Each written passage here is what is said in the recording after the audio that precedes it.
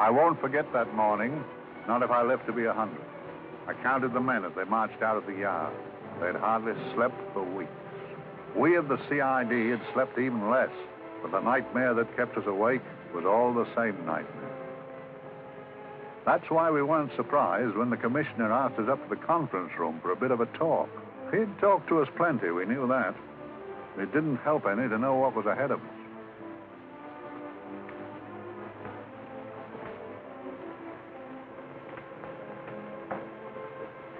Must we have that window open, Gregson? Oh, shut it if you want to. Chief will be in enough of a temper without having a ruddy blast down the back of his neck.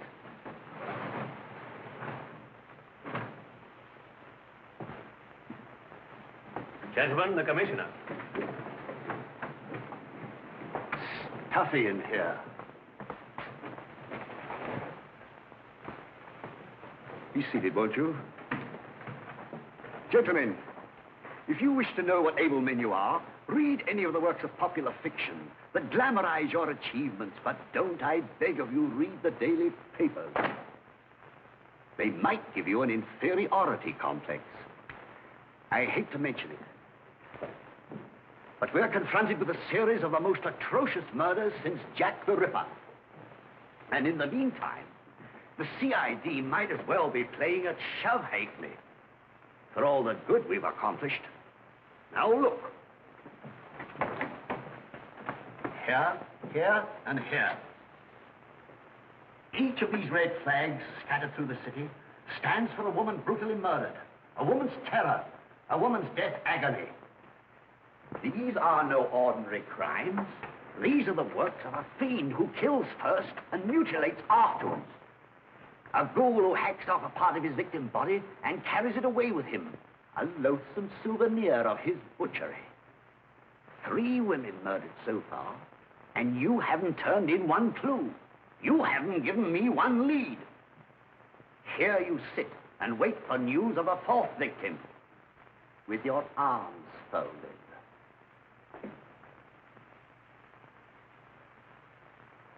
Well, we hadn't long to wait. It was down Lambeth Way where a young woman was hurrying home late last night. She saw something and stopped. It was a constable. He spoke to her, and he walked along with her, just in case. He saw her go down the stairway to the basement lodging where she lived. We can only surmise what happened after that.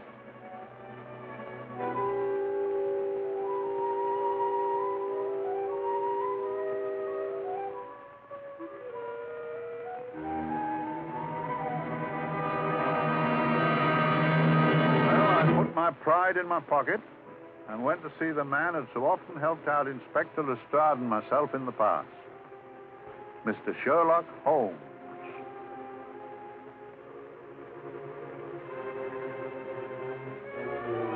If ever a man needed help, I did.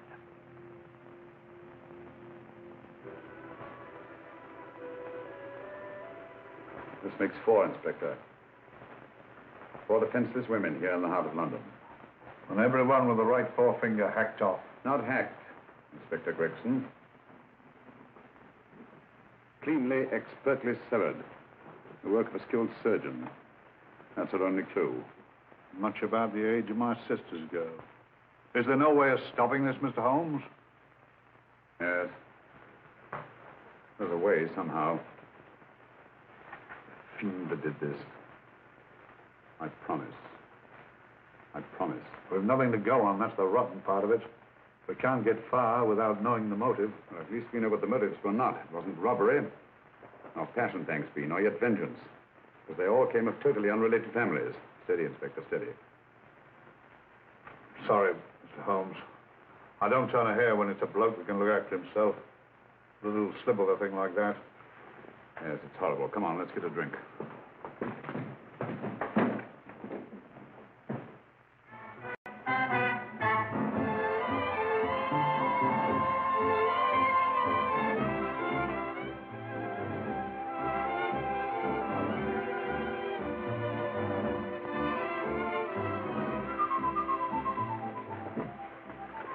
Good evening, Mr. Holmes. Good evening, Vincent. Whiskey and soda, please, and a double for my friend here, Inspector Gregson. Very good, sir. Make mine Irish. Decent of you to give me a hand with this thing, Mr. Holmes. Always a pleasure to be of help to Scotland Yard, Inspector. Little out of my line, looking for a maniac who murders just for the fun of the thing. Or perhaps just to get a human finger. In all 4 cases, the murderer risked capture by stopping to secure a finger. Well, what for? Who knows? He's just a madman. Perhaps there's method in his madness. If we could just trace those missing fingers. If we could just drain the English Channel, we might find a penny. Huh? Oh, thank you. You may keep those, Mr. Holmes. Thank you.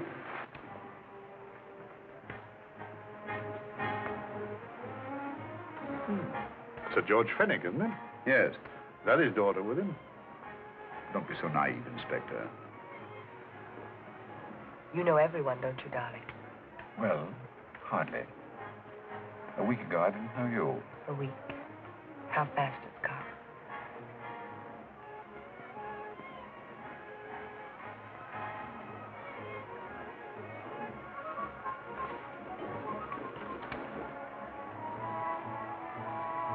I collect these things.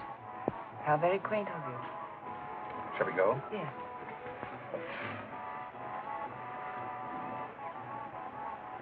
What are you looking at, Mr. Holmes?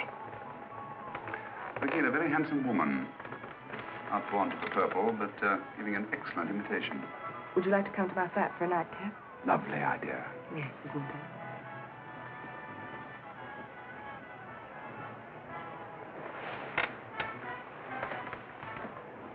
Wonder where she's taking Sir George Fenwick. Don't be so naive, Mr. Holmes.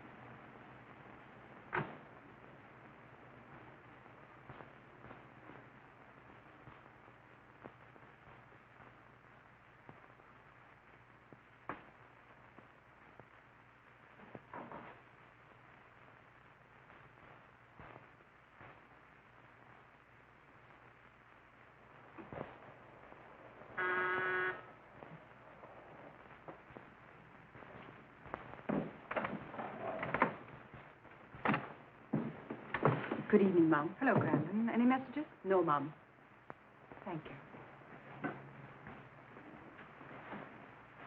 Drinks, Crandon. One of your nice surprises. Yes, Mum. I say, you don't mean that... Crandon's a marvel, aren't you, Crandon? Yes, Mum. You wouldn't believe the things she can do. Ah, charming place. Delightful. Really? You think so? I'm so glad. Do sit down. Do you mind? Do I mind? What a question. I don't mind anything, really. Except not being with you. Now, you really don't want me to believe that, do you? Not too seriously. Good. We're both quite grown up, aren't we? Quite.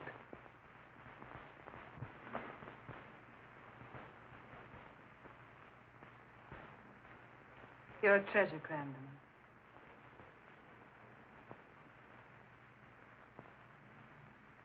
And lower the lights a little as you leave.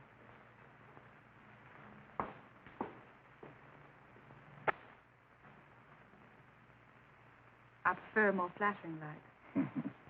In any light, you'd be... Would I? And don't you know it? Perhaps I do.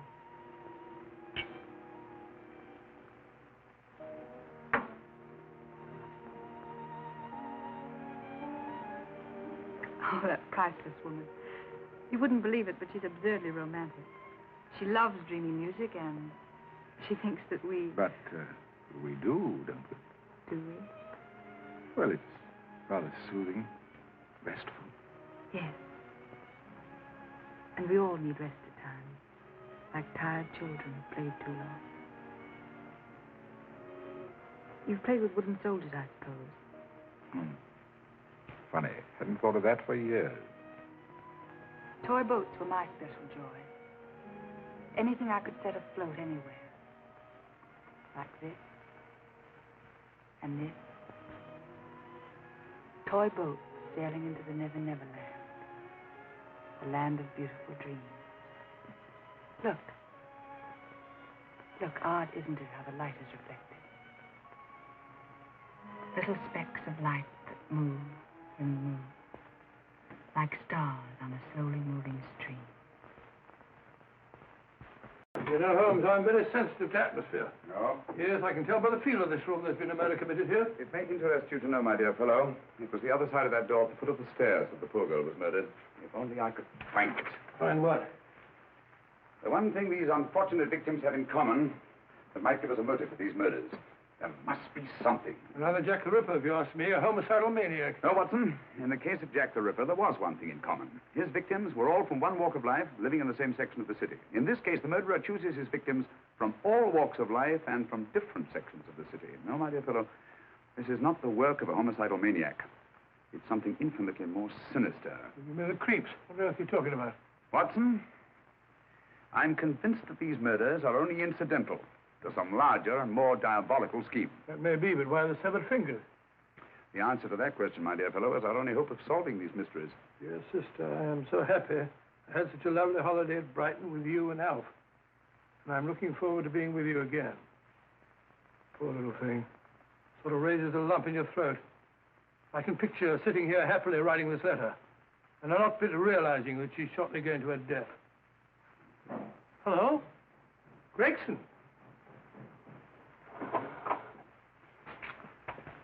Oh, there you are, Mr. Holmes. I've been looking for you everywhere. What's happened? Murder in Edgware Road, not half an hour ago. Woman? Yes. And the right forefinger cut off clean.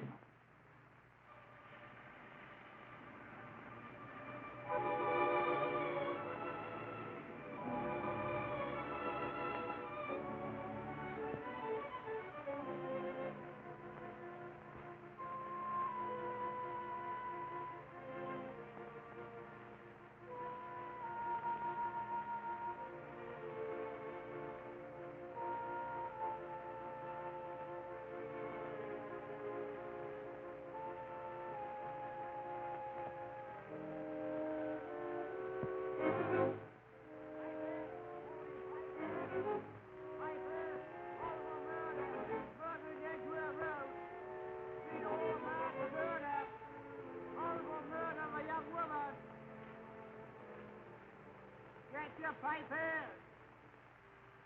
Over murder, papers, all about the murder. Morning papers, all about the murder. Papers, horrible murder. Another young woman found murdered, papers here.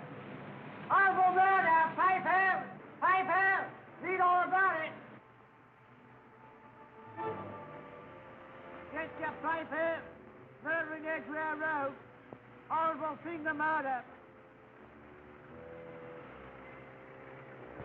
Shocking murder, murder in Edgware Road.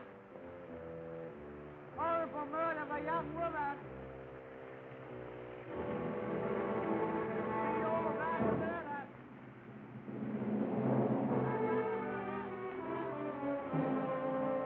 Only fancy, Mum. There's been another of those horrible murders. Dear, dear, how shocking. Yes, Mum. I really don't feel quite safe here myself. Oh, dear.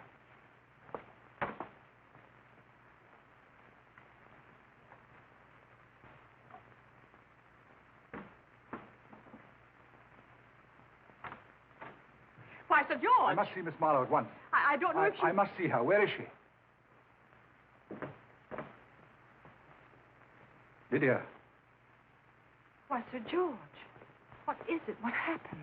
I don't know. You'll have to help me. You've got to help me. But I don't understand. Listen. I woke up a few minutes ago in a cheap boarding house off Edgware Road. I don't know how I came there. I don't know when. The last thing I remember is being here with you. Calm yourself, Sir George. When did I leave here? Well, it was about, it was 10:45, Mum. Precisely.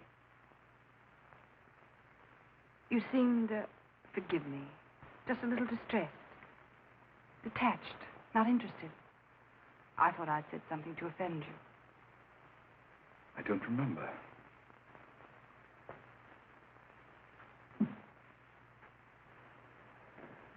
I can't remember.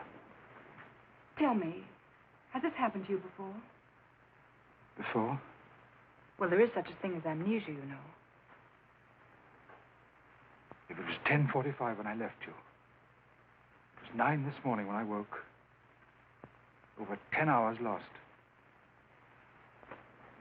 10 hours that I can't account for. And in my pocket when I woke, I found... Yeah, in my pocket. That isn't... Oh, it's not for you, of course. It can't be. Excuse me, Mum, but there's a man asking to see the gentleman. Send him away. Yes, Mum. No, please. I'll see him.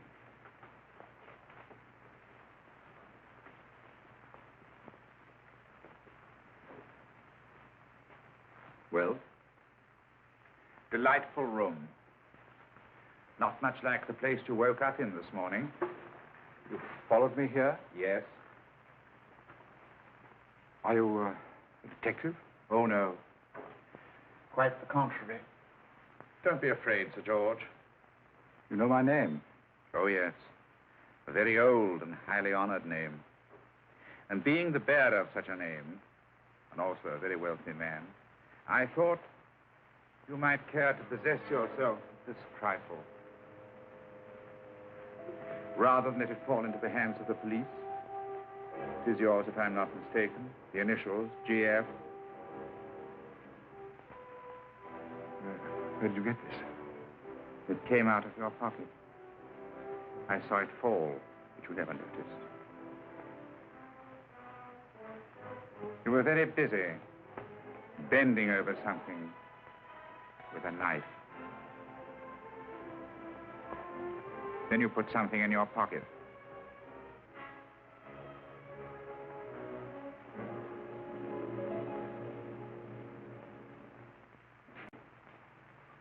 Come along, Holmes, come along, come along. How many more times must I tell you? You're missing a treat. This is delicious. Little jam tarts to follow. Aren't you tempted? You and your fresh pots. They tell me that fish is good for the brain. Brains haven't any. You realize that a whole day and a night have gone by since that festive affair in Edgware Road? I'm as much in the dark as ever.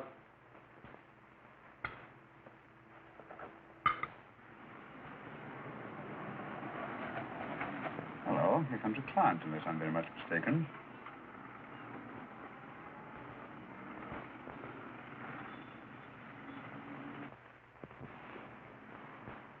Oh, attractive.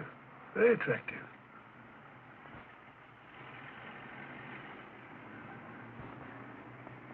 Obviously, she left home under the stress of some very great emotion. How do you know that? She isn't wearing any gloves. A startling omission in a young lady of fashion. Oh, she didn't put her coat on. Open car, too.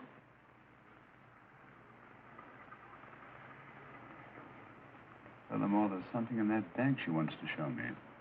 What makes you say that? The bag doesn't match her dress, indicating it was picked for size rather than style, to accommodate some bulky object. You amaze me, Holmes. What do you mention, my dear fellow?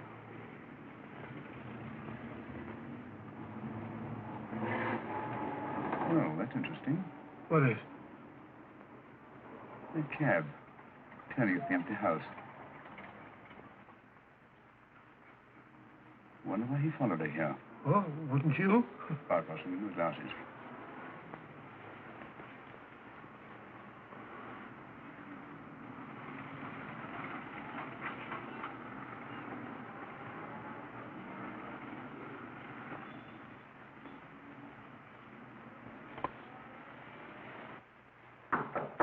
Oh, we shall soon know. Yes, Mrs. Hudson? It's a young lady, sir. Most urgent. Ask her to come in. Go right in, miss.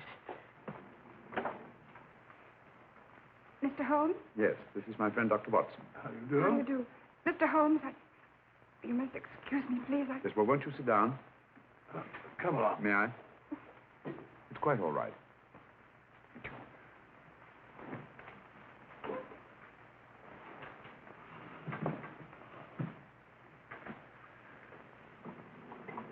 Now try to control yourself, Miss Fenwick. You're with friends. You know my name? No magic, I assure you. I've often seen your picture. You're the daughter of Sir George Fenwick, aren't you? Yes. It's about my father that I... What about your father, Miss Fenwick? Oh, I don't know what to do. He's always been the nicest, dearest person. Only since Mother died.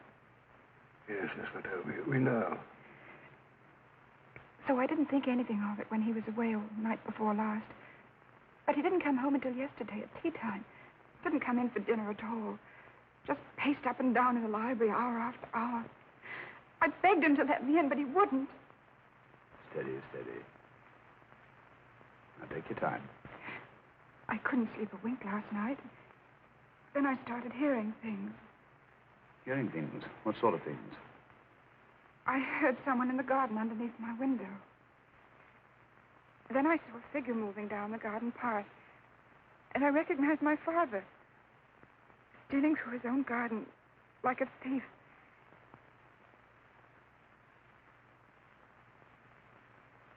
He had a spade in his hand. And he stopped by the greenhouse where he started to dig. This morning, at daybreak, I stole out into the garden and found this.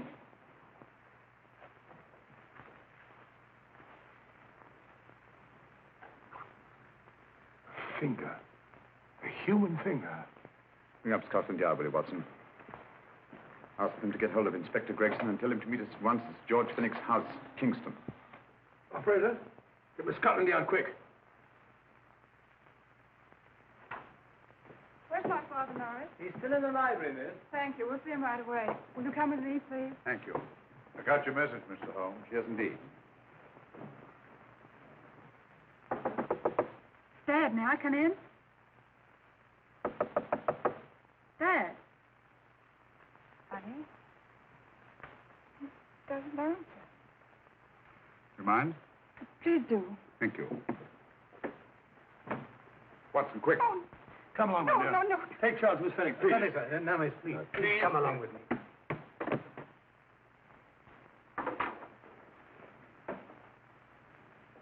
Dead? Yes. What do you make of it, Doctor? Shot in the back, between the second and third ribs. The bullet undoubtedly had penetrated the heart. Look at the powder marks on his coat. I'm afraid of this. What do you mean? Don't you remember the man in the cab who followed Miss Fenwick to Baker Street? Well, you don't think he had anything to do with it, do I you? think it's reasonable to assume that he tipped off someone that I've been sent for. George has obviously been murdered to keep him from telling me what he knew. What was the weapon used? Small caliber revolver, point blank range, by the look of the wound. The murderer came in through those French windows. The mud from the garden he brought in his boots. Sir George must have surprised the intruder. Passed the room to him here. What follows we can't tell. But from the location of the wound, I'd say that he turned his back for a moment, and as he turned, the muzzle of the revolver was placed between his ribs and one muffled shot fired. And you mean to say he kept on going, even after he was shot? There's no doubt about it. Look there.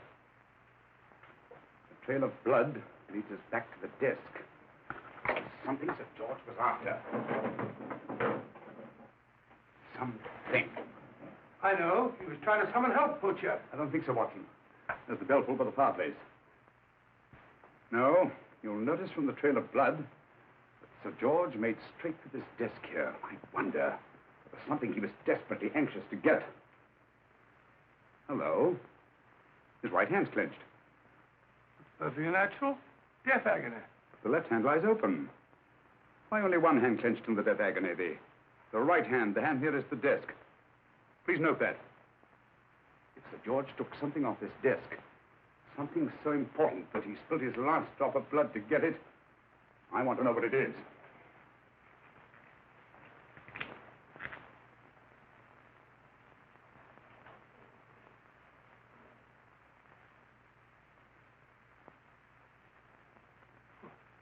Nothing but an ordinary match folder. Where does that lead us? I imagine to something very important, Gregson. This match folder's from Pembroke House. Why shouldn't it be? He was there, you know. We saw him yesterday. Yes, but the effort he made after he was shot to get hold of this match folder. It's just possible he wanted someone to remember Pembroke House. He may have wished to recall it to someone who saw him there. Someone who, like ourselves, saw him with a woman.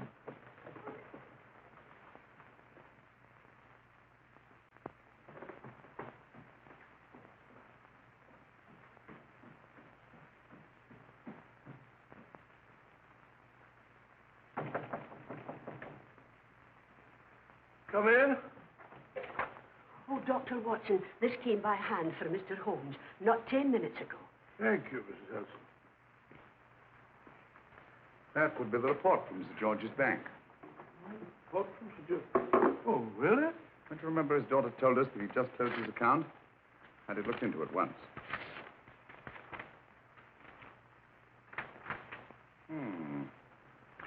He drew out his entire balance in cash, nearly £10,000, yesterday, just after that young woman was murdered.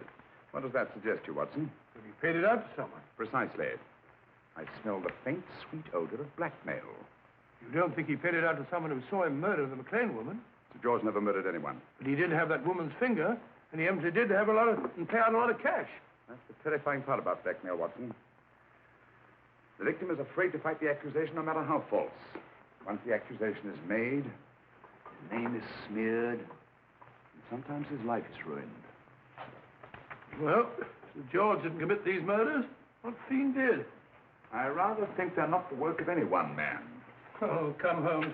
You don't expect me to believe there's a whole organization going about killing people and chopping off their fingers? That's possible, quite possible.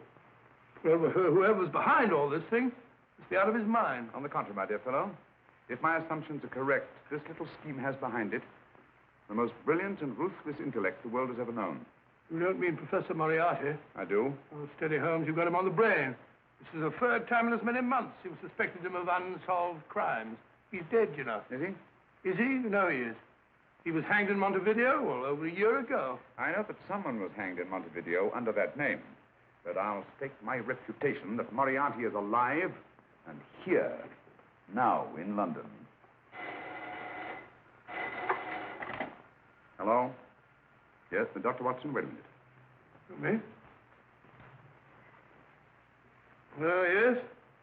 This is Dr. Watson speaking. No, I'm afraid I've retired. I don't practice anymore. What? Oh, that's a different thing. An emergency case. Well, just a minute. Yes? Yes, well, see if she's not moved. Remember that? Don't touch her till I get there. Fractured case in the Cardinal's Mews. Heavy woman. 14 stone.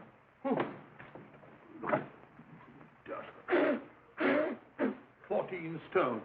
Just the sort of person who would hoist herself up on a stool to feed the canary. There ought to be a law against fat people. Keep it little dicky birds. Well, so long, old man. I shan't be very long. I haven't used that bag since I brought little Amelia, what's her name in the world? Grew up to be a very unattractive child. Oh, who wouldn't with a name like Amelia? What Amelia? Amelia.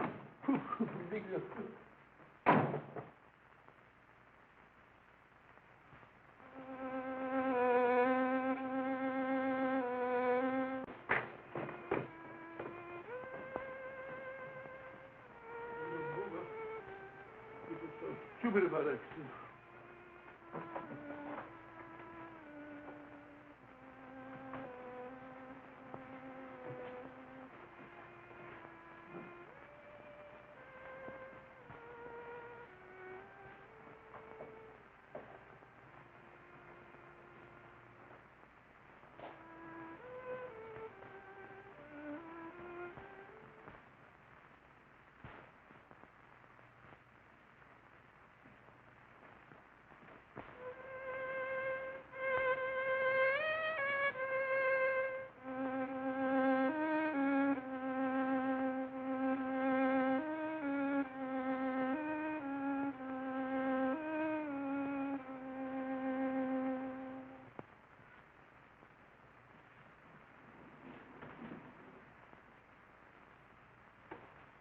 you, Professor Moriarty. Not that I wish to appear inquisitive, but to what am I indebted for the pleasure of this visit? Scotland Yard will be interested. It's very convenient for me to have Scotland Yard think that I'm still dead in Montevideo. I never dreamed of fooling you. Thank you. The thought occurs to me, Mr. Holmes, that there are some advantages in living within the law. You're very comfortably fixed here, aren't you? As I get on in life, the little comforts appeal to me more and more. Oh, I beg your pardon. Won't you sit down? Thank you.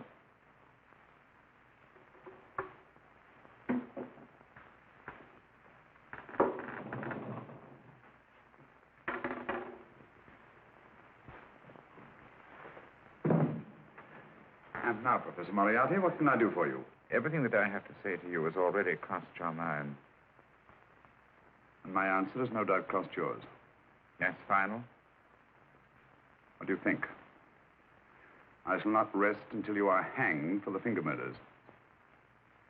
You've no proof, you know. No, not a shred. But I have you. I could turn you over to the police here and now. You could. But if you did, you'd never see Dr. Watson again. Oh, the telephone call. Quite. I rather assumed you had taken some such precaution. Or I should have snatched up a revolver and indulged in a fit of heroics when you came in. Very smart, aren't you? Not smart enough. Or I should have anticipated you. But if any harm comes to Dr. Watson, I shall seek you out. I shall not rest until I find you, and when I do... No harm will come to Dr. Watson this time. But I can't answer for the future. Mr. Holmes, I should strongly advise you to drop this case. Don't be silly. Think it over. We've had many encounters in the past. You hope to place me on the gallows. I tell you I shall never stand upon the gallows. But if you are instrumental in any way in bringing about my destruction, you will not be alive to enjoy your satisfaction. We shall walk together through the gates of eternity, hand in hand. What a charming picture that would make. Yes, wouldn't it? You know, I really think it might be worth it.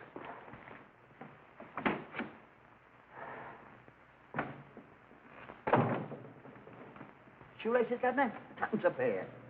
And strong enough to hang yourself. How many more times must I tell you I don't want your filthy shoelaces or your company? Shoelaces, Governor? Last impertinence. Run along, my good man, or I'll give you in charge. Shoelaces, Governor? Shoelaces, Governor? Help a poor bloke. What's only got one arm? Any luck with Mr. Holmes? You can read his obituary in tomorrow's papers.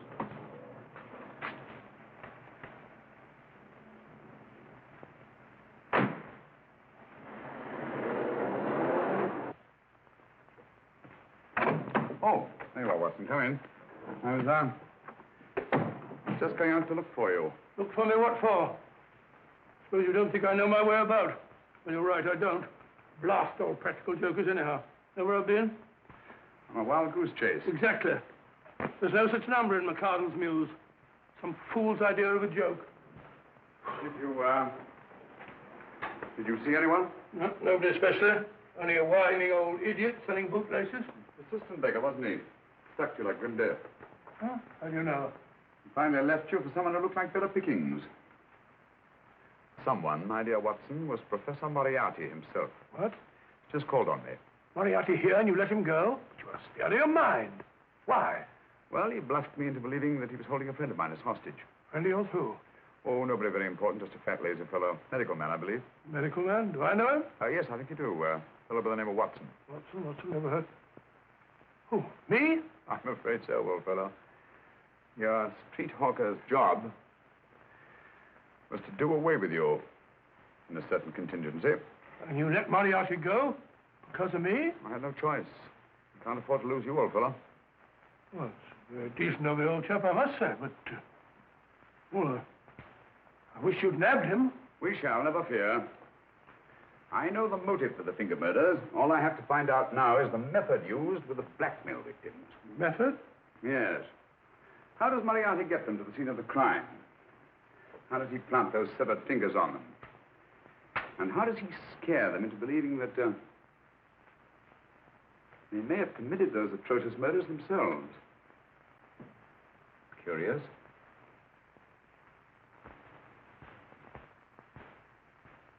Very curious. Huh? Curious? What's curious? That window in the empty house across the street.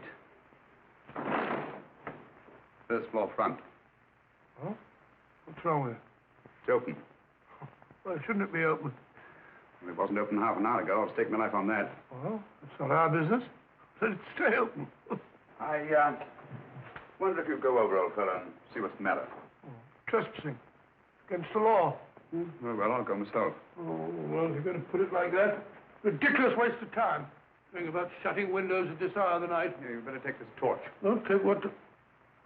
Dignified job for a doctor. Dr. Watson, the torchbearer. And what do you propose to do? Sit in a comfortable chair, I suppose, and read a good book. That's a very good idea. Yes, very good idea. While I play night watchman, you have a nice read. Mm-hmm. Good night. Have a good time. Good time. What do you mean, have a good time?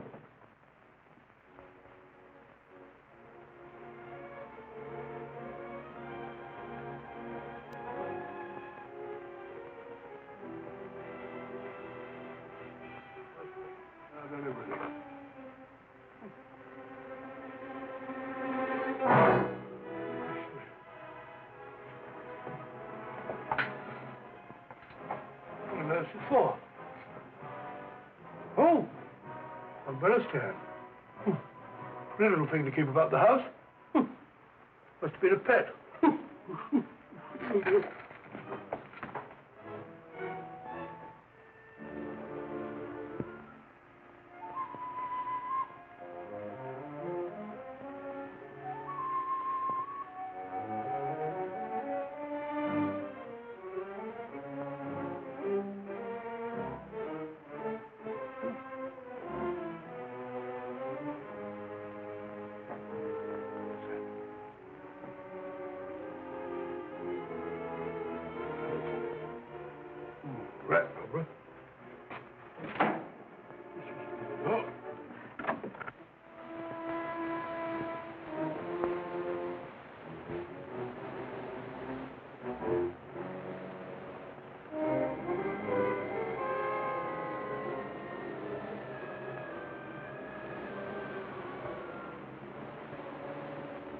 He sits comfortably reading a book.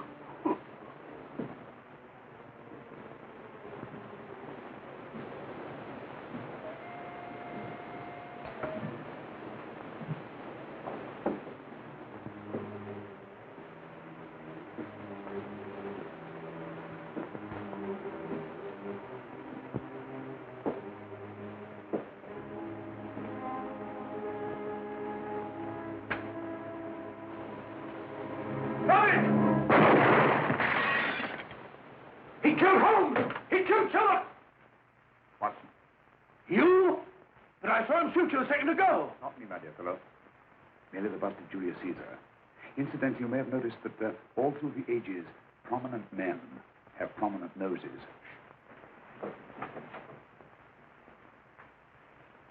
Oh, I'm afraid we're in for terrible trouble again with Mrs. Hudson. Windows smashed, plaster all over the floor. Get up, you.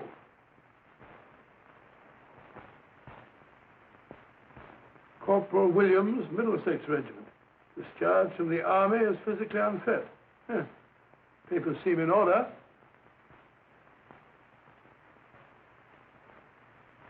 Now, Corporal Williams, you've seen service in the Far East, haven't you? The East? I thought so. Look at his complexion, Watson. Yellow as saffron. He's been taking atabrine. Cure for malaria. Sniper, aren't you? Sniper. Hmm. Why did you try to kill me? I had to kill him. I had to. Oh, snap out of it. Stop it, Watson. He's shamming. No, he isn't. Who told you to kill me? She told me. She told you? She told me I couldn't miss. Well, luckily you did miss, you murderer. He isn't a murderer, Watson. Listen, Corporal Williams. She told you you had to do it, didn't she? I had to do it. I've got it, Watson, I've got it. Got what? The method used in the finger murders. Well, what is it? Hypnotism, my dear fellow, hypnotism. And it wasn't against his nature, that's the devilish part of it. They picked a man for their purpose whose job was sniping. Who are they? Professor Moriarty and his finger murderers. Williams spoke of a woman. I think you'll find that she asked him home tonight for a drink.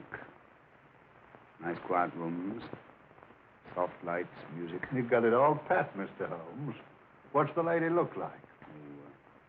Up 30, nice figure, blonde, lustrous eyes. Oh, really? Got a phone number? Williams will give us her address. Look after him, Gregson. Don't let anyone come near him. He's our key witness in the finger murders. Well, I hope you're guessing right, Mr. Holmes. Get up, Williams. Now, go with Inspector Gregson anywhere he tells you. Come on. Yeah. Ring me as soon as he comes to himself, will you? I will. Good night, gentlemen. Good night. Well, if you believe that fellow Williams was hypnotized, I suppose you think Sir George Fenwick was hypnotized, too. I'm quite sure of it. Have a cup of tea? Thanks, old boy. Nothing to eat. Well, why didn't these people make Sir George do the murder himself? Because they didn't want to get him hanged. They wanted to blackmail him. Well, who do you think the actual murderer is? One of Moriarty's gang. A diabolically simple technique. Kill a woman. Yes. But why cut off the fingers? My dear fellow, don't you understand? The severed finger is what links the blackmail victim to the murder. He wakes, finds the grisly thing in his pocket. Doesn't know how it got there. He's no idea that he's been hypnotized. For all he knows, he may have committed the atrocious crime during some dreadful lapse of sanity. In that state, when he's utterly demoralized, the blackmailers take over. Is that it? Undoubtedly. You see, they swear that they saw him commit the murder. And being human, the victim will pay anything rather than stand trial on a charge that will make his very name loathsome. Well, it all fits in if you believe in hypnotism. The only possible explanation. You think the hypnotist is that woman with the blonde hair and the lustrous eyes, the woman you invented? I didn't invent her. I saw her. What are you talking about? That woman, my dear Watson, was with Sir George when he left Pembroke House. I saw her there. I shall see her again, and Williams will lead me to her. That's why it's so important to keep him safe. He will identify her.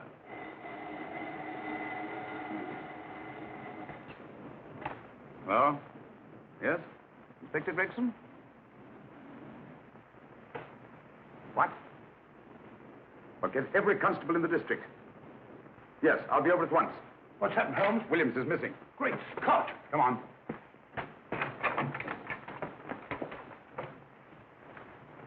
Lorry crashed into Gregson's car. During the confusion, Williams disappeared. Escaped, eh? No, kidnapped. To keep him from talking when he came to. You don't think that Moriarty... Moriarty? Anything is possible.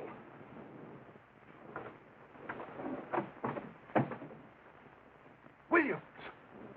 Dead. You see? Anything is possible.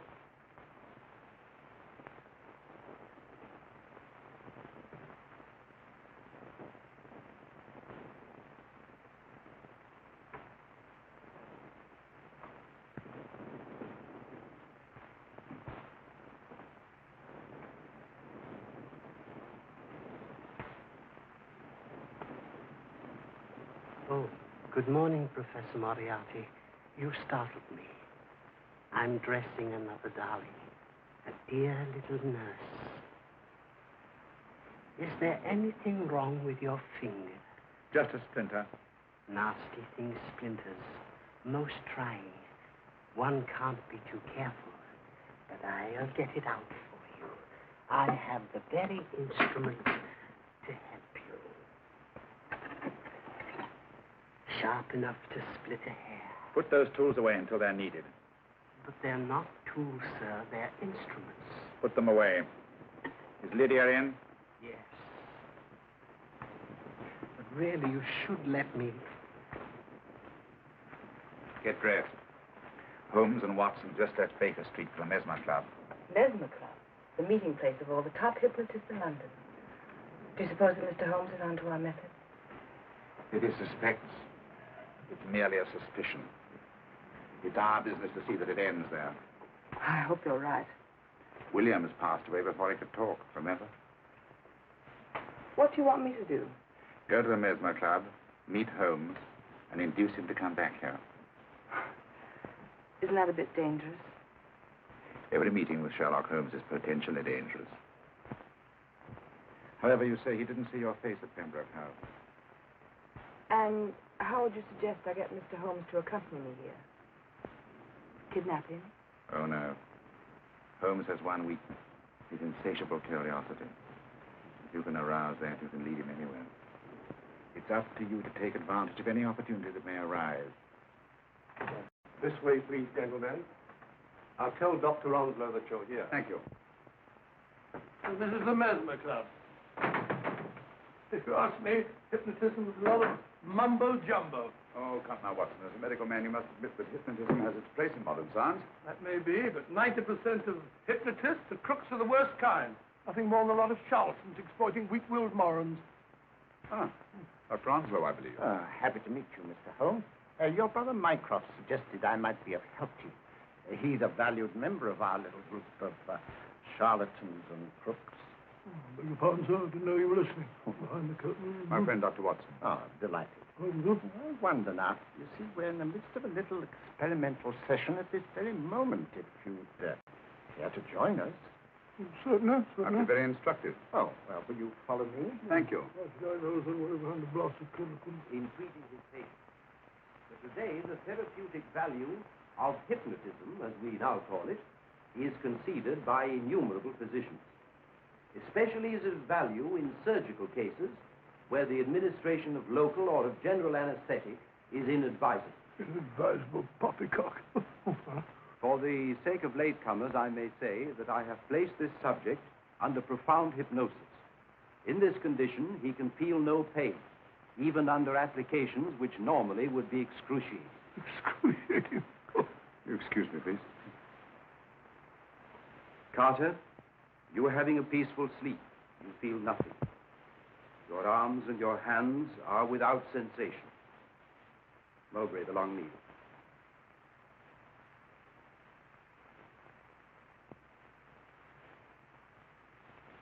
Carter, give me your right hand.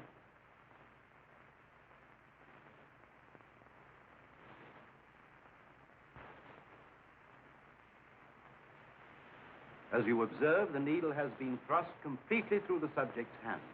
No feeling, no pain. This lack of feeling is the one infallible test of profound hypnosis. Nonsense. Fellow's full of drugs. Well, isn't he? Definitely not, Doctor. Wake up, Carter, wake up. You feel well and rested, remember. No pain anywhere. Wake up, wake up. I say, when are you going to begin? All through, Carter. Stand up. This way, sir. And, are these all the people that come here? Oh, no. Others keep dropping in all the time. I suppose it's all right for those who believe in it, but of course, I'm a professional man myself. Then you don't believe in hypnotism, Dr. Watson? I don't deny that there are certain types of hysterical, feeble-minded people who go under if you point your finger at them. But anyone with an ounce of character... How right you are. You see right through our little artifices, don't you, Doctor? Right through, my dear sir. Right through. Right so. But with the feeble-minded, as you say...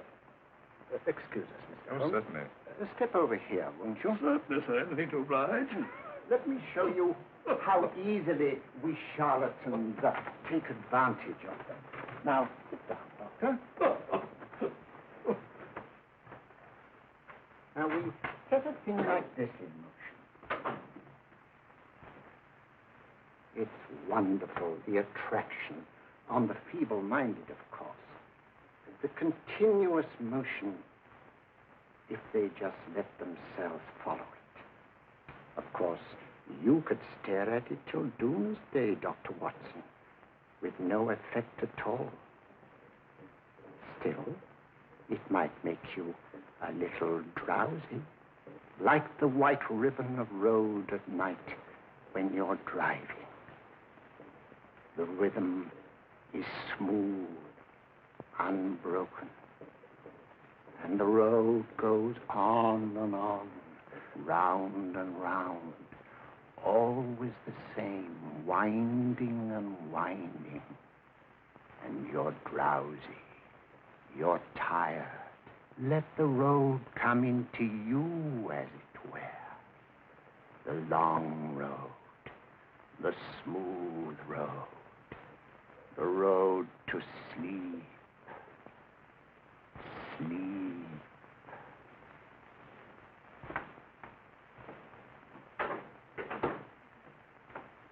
Open your eyes. Stand up. Turn around. And now, Dr. Watson, you're on a holiday in Scotland. The country is amazingly beautiful. We're coming to a stream. It isn't deep. Better take your shoes and socks off.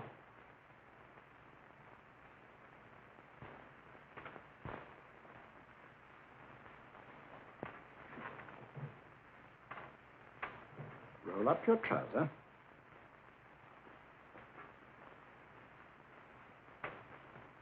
That will do. The other leg is waterproof.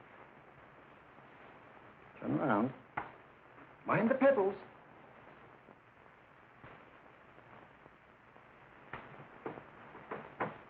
Sit down.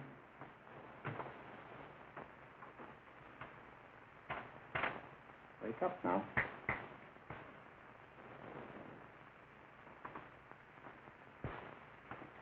There, I see. What did I tell you? It didn't work with me. Why, nobody with an ounce of character.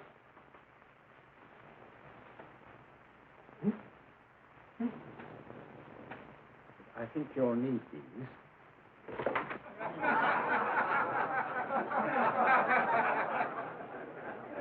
Going to Alfred? Watson, she's here. Oh, the woman you're looking for? Yes, I'm going to meet her. Perhaps I can induce her to take me to Moriarty. Do you think it's wise, Holmes? It may not be wise, but it's essential. After all, I've held my own with Moriarty in the past. But isn't it dangerous? She might be a hypnotist. My will isn't stronger than hers. I deserve to be hypnotized. I feel I must protest, Dr. Onslow. I was told this was a gathering of serious students of a great science, and I find myself in a company of buffoons. Oh, my dear madam. Elliots and Esdale brave. Were those men martyrs for the truth? That you may laugh over your childish, cruel tricks? I must say I'm in complete agreement with you, madam. This was a most unnecessary performance, Dr. Onslow. Beg your pardon, sir. My name is Holmes, Sherlock Holmes. At your service, madam. Thank you, Mr. Holmes. I'm afraid I've created a rather embarrassing situation. But you see, I'm interested in the serious study of hypnotism. So am I, too. Perhaps we have something in common, Mr. Holmes. Perhaps we have. Would you join me for a cocktail at Pembroke House? I should be delighted. Good.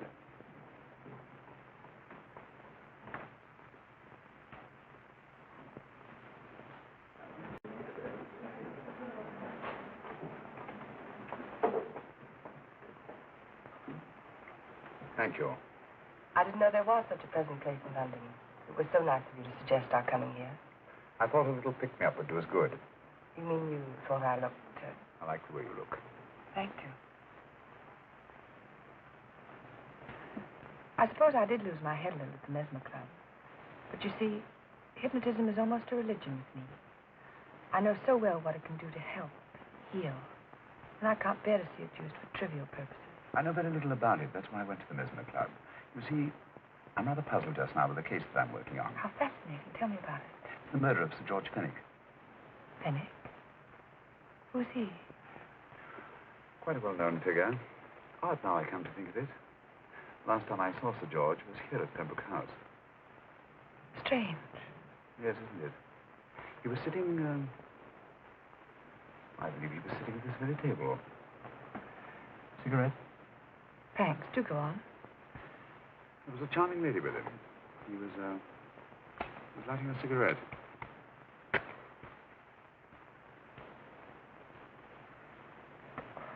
Charming. Did you see her face?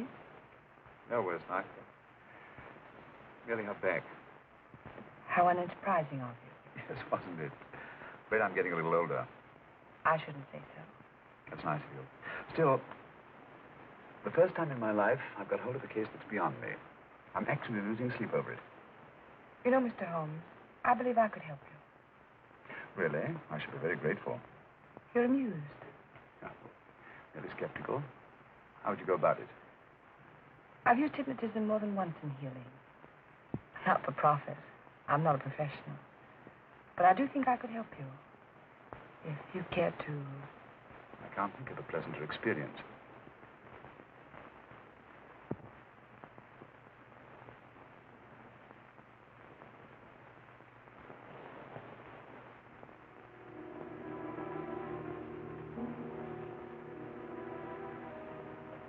Low light, music, is that all there is to it? You must relax, Mr. Holmes. I'm afraid you're a rather difficult subject. So I thought perhaps a little help. Materia medica might be advisable. Drugs?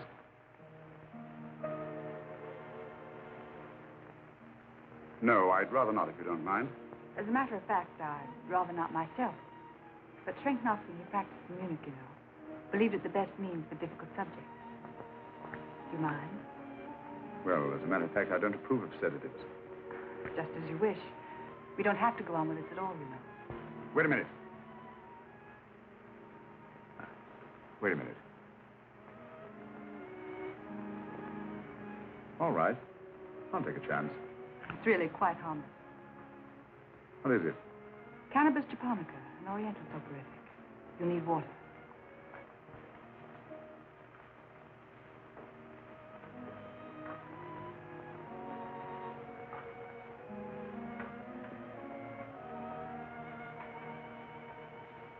Thank you. Now sit down, Mr.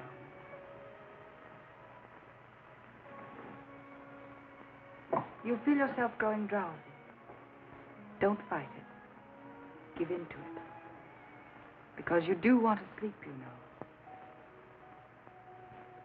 Just fix your eyes on this one white flower floating on the water. Empty your mind of every other thought. Follow the motion of the water. So smooth. Not a ripple. Waters of forgetfulness. Steady. Deep. Strong. Strange, isn't it? How the light is reflected. Little specks of light that move and move.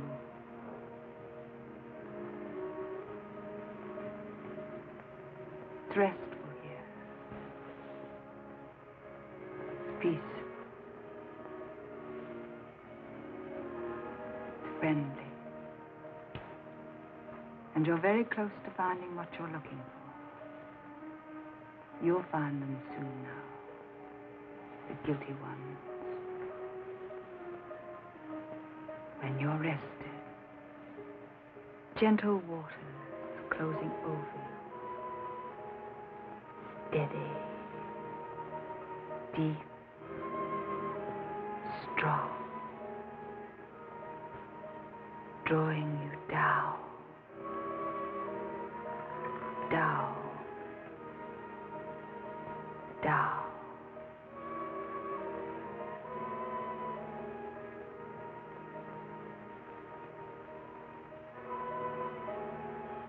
Sleep. Sleep. Sleep.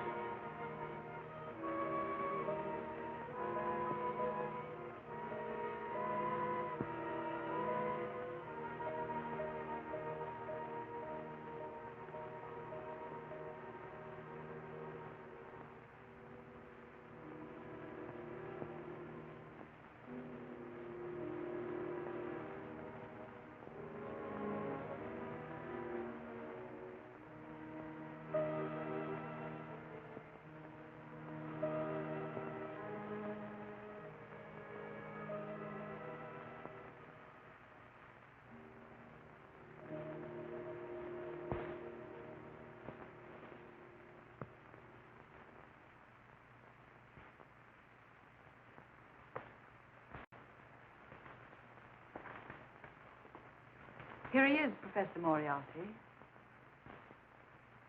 Stand up, Mr. Holmes.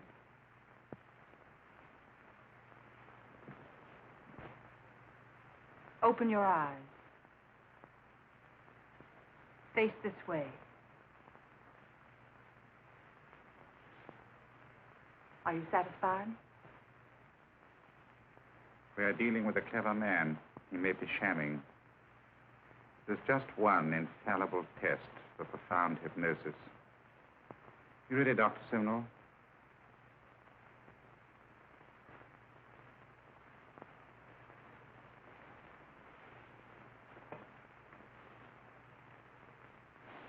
That will do, Doctor. He couldn't fake insensibility to the knife. I congratulate you, Lydia. Turn round, Mr. Holmes. Now walk to the desk.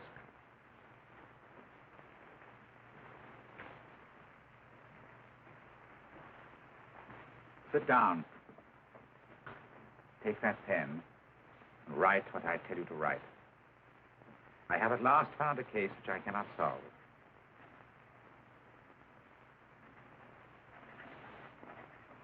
I have outlived my usefulness. Therefore, I have decided to end my life.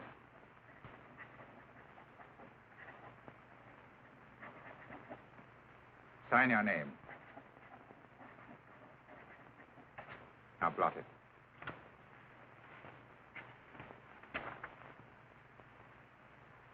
Fold it up and put it in your pocket. Come, Mr. Sherlock Holmes. Go out onto the terrace. But it won't look like suicide, sir. I'm sorry, but Mr. Holmes' injuries must all be self-inflicted. Let's walk a little, Mr. Holmes. It's so pleasant here in the garden. Just step up here onto the terrace. It's a nice, broad terrace.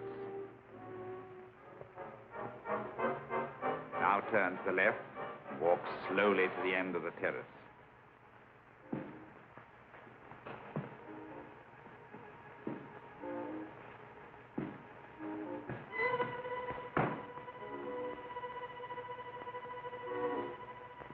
Don't stop. You must walk to the end, you know.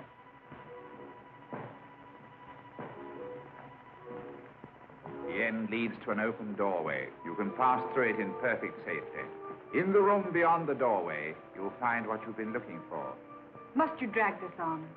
This is the moment I've been anticipating for a long time, my dear. Go on, Mr. Holmes.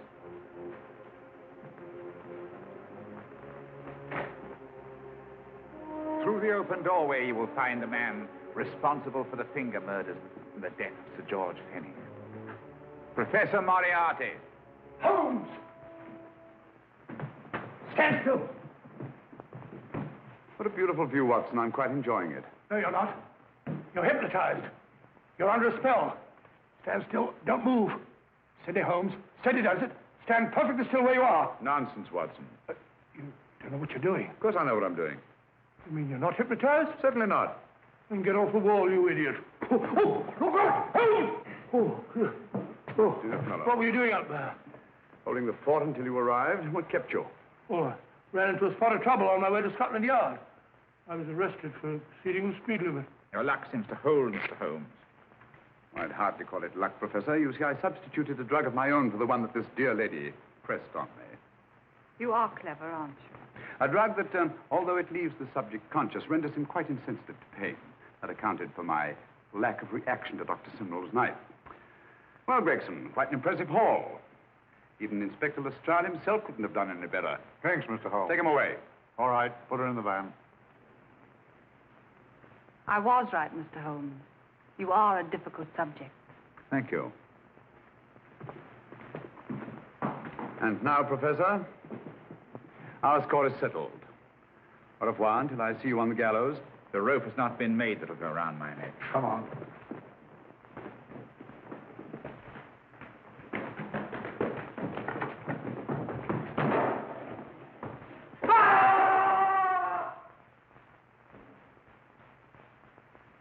I'll take care of things, Mr. Holmes. Thank you, Inspector. Come on.